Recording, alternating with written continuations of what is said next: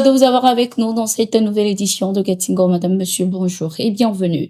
De quoi s'agira-t-il concrètement? Cette question fait polémique depuis l'annonce de la visite du président sénégalais Bassirou Diomaye Faye au Burkina Faso ce 30 mai 2024, dans le but de rencontrer son homologue, le capitaine Ibrahim Traoré.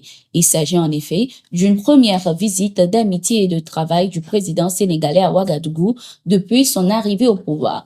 Il s'agira pour les deux chefs d'État d'échanger sur les sujets d'intérêt commun, plus encore la situation au sein de l'organisation ouest-africaine CEDEAO. La semaine dernière, les présidents du Ghana, Nana Akufo-Addo, et du Nigeria, Bola Tinubu, ont demandé à Bassirou Diomaye Faye de jouer un rôle dans la résolution de la crise entre l'AES et l'organisation régionale afin que le Burkina Faso, le Mali et le Niger reconsidèrent leur position de quitter la communauté économique des États de l'Afrique de l'Ouest, CEDEAO. Les trois pays estiment de leur côté qu'un retour à la CEDEAO n'est pas possible. Ces trois pays viennent de ce fait de finaliser leur projet de test pour la mise en place de la confédération de l'AES. Selon les analystes, la mission de Diomaye Faye de faire revenir les trois pays sur leur décision de retrait est impossible. Lors de sa rencontre avec Bola Tinubu, le président nigérien, Diomaye Faye a laissé entendre que la CEDEAO traverse une période difficile, mais tout n'est pas perdu.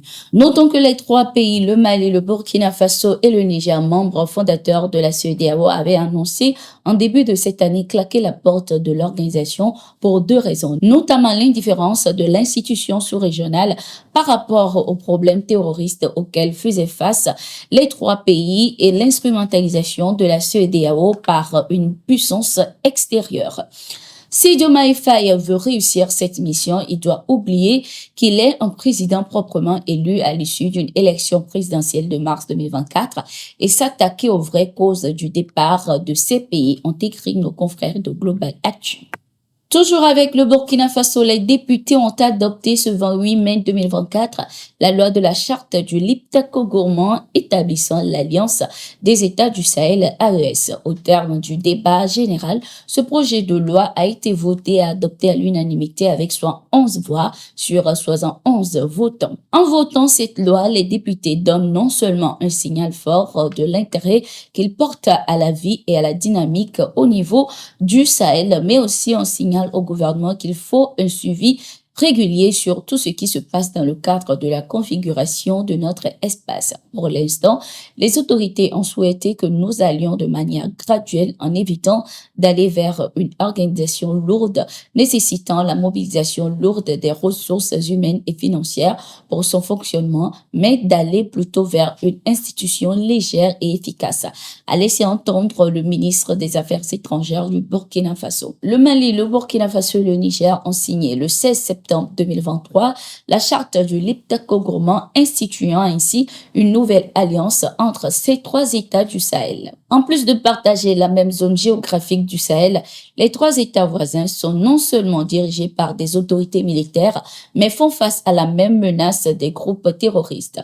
Ils ont alors décidé de mutualiser leurs forces afin de faire face aux défis qu'ils partagent. Alieu Touré, le président de la commission de la Communauté économique des États de l'Afrique de l'Ouest, CEDEAO, a appelé les pays membres de l'institution à l'unité. C'était lors de son allocution à la commémoration des 49 ans d'existence de l'organisation sous-régionale.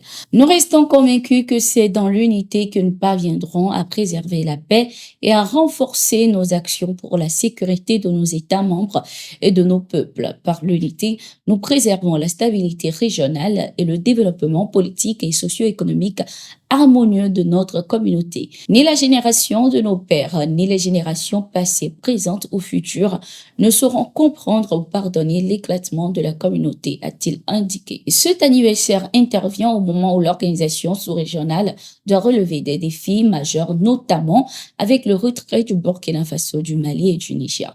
D'autant que l'institution sous-régionale a mis sur pied un comité de médiation pour ramener les trois pays. La constitution de ce comité ad hoc de médiation a été annoncée par le premier vice-président du Parlement de la CEDEAO, Djibril Baro, ce 21 mai 2024, à l'ouverture de la deuxième session extraordinaire à Kano, une ville située au nord du Nigeria. La Russie et le Burkina Faso continuent le renforcement de leur coopération. Ce 28 mai 2024, le nouvel ambassadeur de la Russie au Burkina Faso, Igor Martinov, a présenté ses lettres de créance au chef de la diplomatie burkinabé Jean-Marie Karamoko Traoré. Le nouveau diplomate a affirmé toute sa disposition et son engagement à œuvrer pour le rayonnement de la coopération entre son pays et le Burkina Faso. Ma mission va refléter ce qui apparaît sur les armoiries de votre pays, à savoir l'unité, le progrès et la justice, a indiqué Igor Martinov.